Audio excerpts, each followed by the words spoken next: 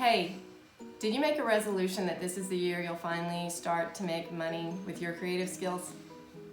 Hi, I'm Amy, and like a lot of you probably, I've been artsy all my life. And when I was growing up, I always imagined myself making a living doing something, but I wasn't sure what it would be in the creative field, whether it would be ballet or painting or designing products like apparel and home decor.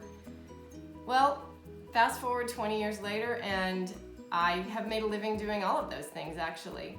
But when I graduated from college with a couple of degrees in art, I basically had no idea where to start, how to start making a living with these skills I had learned.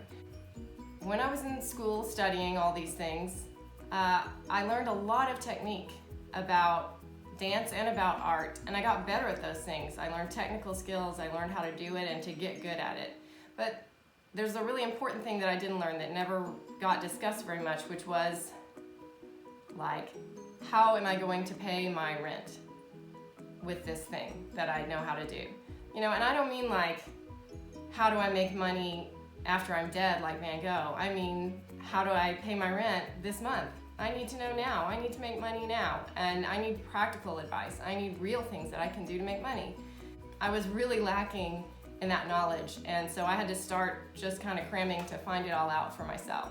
At the time I got out of school, I really wished that there was some source I could just turn to that would kind of give me this wealth of practical information about what I should do and how I could make a living and what options there were for artists and what businessy things I needed to know and how could I be self-employed and how does all that work and what am I supposed to do.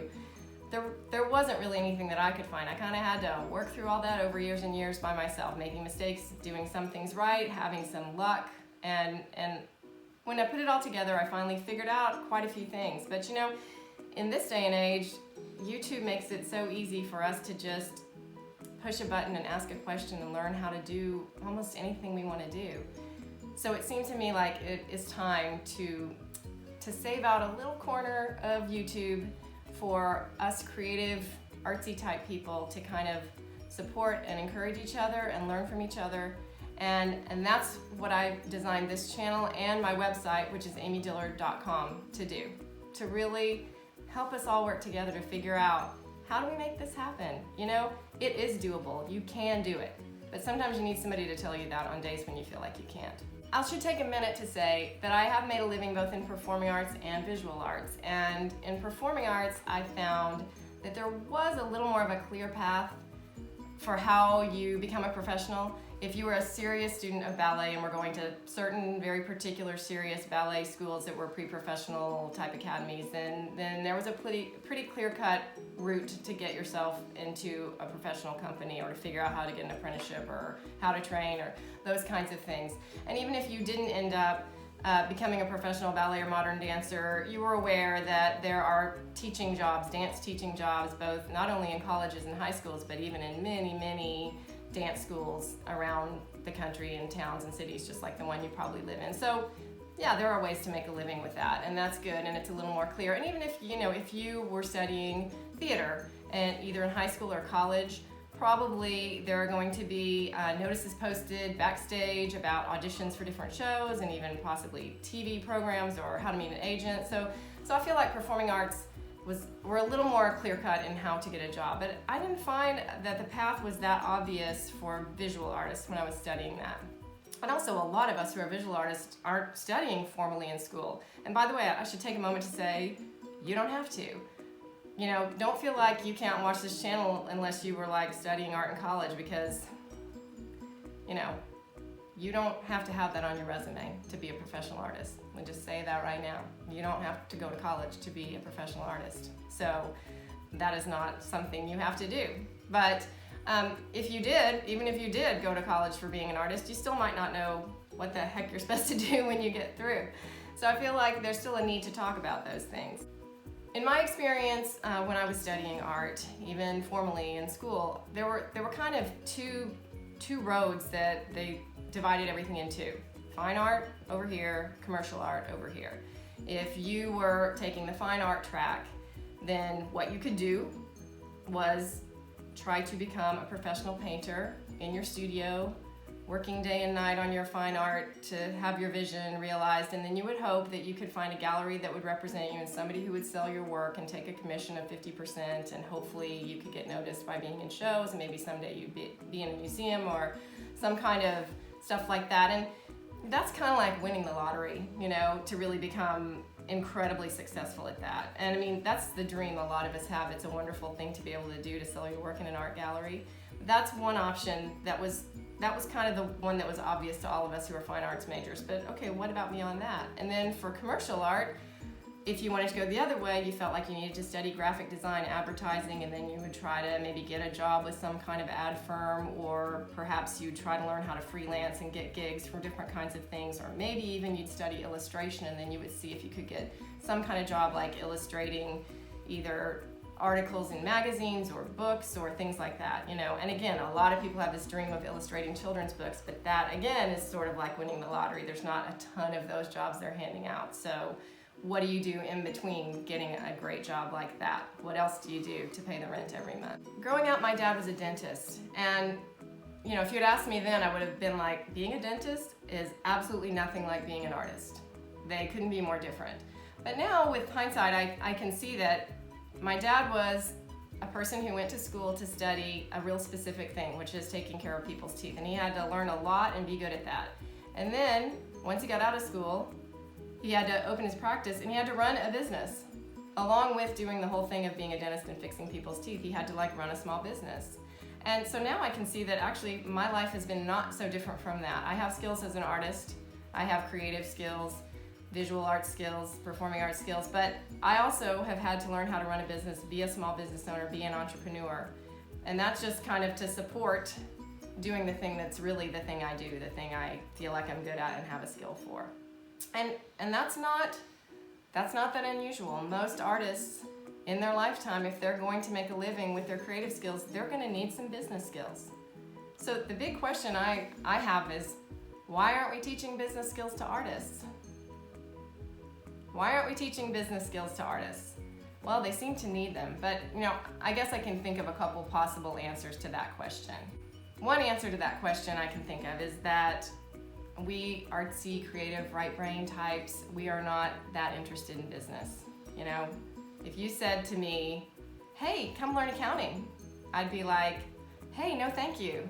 That's totally really boring and I don't want to do that. So I think most of us probably feel that way. And take that a step further, and most of the teachers who are teaching us art are also creative right brain types who don't know that much about business and aren't that interested in business. So, you know, it's just kind of a cycle that keeps perpetuating itself. But the reality is, whether we like it or not, we kind of need to have some business skills. And I'm here to tell you that it's doable. You can do it. It's not impossible for you to learn some basic business skills to kind of get you through and enable you to make a living. Now, you know, we're never going to be like people who want to be managing someone else's business and running the books and doing payroll and being a boss of all this. You know, sometimes you end up having to do that by default, but that's not where our passion lies. But you know, sometimes it's worth it to learn a few business things to be able to be your own boss and to be able to make a living doing what you love. And that's what I'm here to talk about. Like, how can we make that happen? How would it work for you? How would that look for you? What would you do to make that happen? Well, when I say that we probably need to know some business skills, that's most of us. I'll take just a minute here to say, if you have someone in your life, like a significant other, a family member, somebody you know who loves you and believes in you and just thinks that you're this creative genius, and they're like, hey, you know what? I'll handle the business part. You just let your creative genius go and do your thing. Well, that's so awesome for you. I'm so happy for you that you have that. And I want also to take a minute to say, don't ever undervalue that person. Go give them a kiss right now. Make their coffee every morning. Do something every day to thank them that they enable you to do the thing you love and the thing you're good at. And you know, with my blessings, go off and do the thing you're good at. If you don't have to learn any business stuff, then all the better for you. That's great. Most of us don't have that. So give that person some appreciation and some love and do your thing and enjoy it. I will say that I've considered for a while starting a channel or a blog or something that would kind of talk to artists about the business side of doing their art thing. And I've talked myself out of it several times, partly because I don't want to talk about business as much as I want to talk about art, because just like you, I find the art much more interesting than the business. And I also was afraid that artists won't really tune into a channel about business, because as soon as we heard business, we just aren't interested. So I want to say that, I'm going to be giving advice. I'm not going to be giving accounting lessons. First of all, I'm not an accountant. That stuff is pretty boring to me too. I would probably fall asleep before the video was over, just like you would. So I'm not going to be getting into the nitty-gritty of business stuff, but I'm going to be talking about practical ways of how can you do it well enough to get by, to pay your taxes, to not go to jail for doing something wrong and getting in trouble with the government. These things are important, but they're doable. Even for artists, they're doable. So I am going to be talking about things that are just more practical, and also giving encouragement for the fact that you can do this and it's worth giving it a try. I've done it and it's been worth it, and I'm going to continue to do it and continue to encourage other people and try and give you good vibes and hope and help as much as I can. Okay, so here are some possible New Year's resolutions for you to consider. This year I'm going to start a side hustle. I'm going to start trying to do something to make some extra money with my creative skills. This year I'm going to learn to kind of take the business sides more seriously if you are already doing something like that. I'm going to work on getting better organizational skills so I can tackle the things I need to do. Maybe I'm going to invest some time and effort in making my hobby pay off. Or maybe just that I'm going to respect and honor these creative gifts that have been given to me. Those are valuable, and I'm going to start to respect that and hope that other people can learn to respect that too. I hope you'll join us, because I'm going to start right at the beginning with a series called How Do Artists Make Money? That's what we're going to start next week. So I'd like to encourage you to subscribe to the channel, click that bell for notifications so you can join us on this. You can even follow the link below to sign up for my newsletter, where I'll talk every week about this type of stuff for all of us artists to work on. I want to leave you with this encouragement and this thought. This is the year. Stop putting it off. Believe in yourself. Believe that your creative gift has value. We all need to hear this sometimes, and it's true. Your creative gift has value. It's a gift, and use it and feel blessed by it and feel happy about it, because that's what we love to do and it's what lights us up. So I want to leave you with that thought. Join me and let's talk about how your creative gift has value. In the series that we start next week, we'll not only be talking about what things artists do to make money, but we'll be talking about kind of more specifically, how do you figure out what would work for you?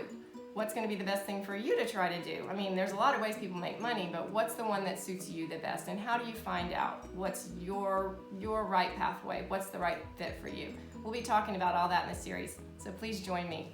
Thanks for tuning in.